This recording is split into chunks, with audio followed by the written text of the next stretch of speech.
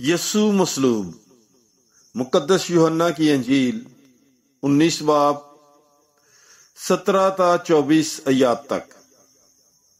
पस वो यसू को ले गए और वो अपनी सलीब आप उठाए हुए उस मकाम तक बाहर गया जो खोपड़ी की जगह कहलाता है और जिसे अबरानी में जुलजता कहते हैं, और वहां उन्होंने उसे सलीब दी और उसके साथ दो और को भी, एक को इस तरफ और एक को उस तरफ, और यीशु को बीच में।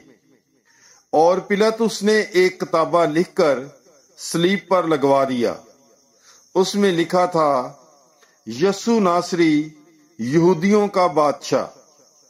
उस किताबे को बहुत से यहूदियों ने पढ़ा, इसलिए कि वो मकाम जहां यीशु मसलूब हुआ था शहर के नजदीक था, और वो अबरानी और लतीनी और यूनानी में लिखा गया था।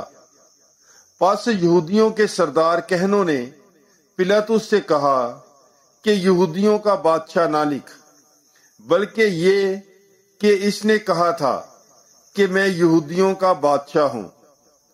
पिलातुस ने जवाब दिया कि मैंने जो लिखा सो लिखा। जब सिपाही यीशु को मसलूब कर चुके तो उन्होंने उसके कपड़े लिए, जिन्हें उन्होंने 4 हिस्से किया, हर सिपाही के लिए एक हिस्सा, और चोगा भी लिया। ये चोगा बिन सिला सरासर बुना हुआ था, इसलिए उन्होंने आपस में कहा कि हम इसे ना फाड़ें, बल्कि इस पर कुरा डालें कि ये किसका होगा। ये इसलिए हुआ ताकि वो निविष्टा पूरा हो जो कहता है कि वो मेरे कपड़े आपस में बांटते और मेरे लिबास पर कुरा डालते हैं। पास सिपाहियों ने ऐसा ही किया। पाकलाम के पढ़े और सुने जाने पर खुदावंद की बरकत हो। खुदा का शुक्र हो। God bless you. Bible is life.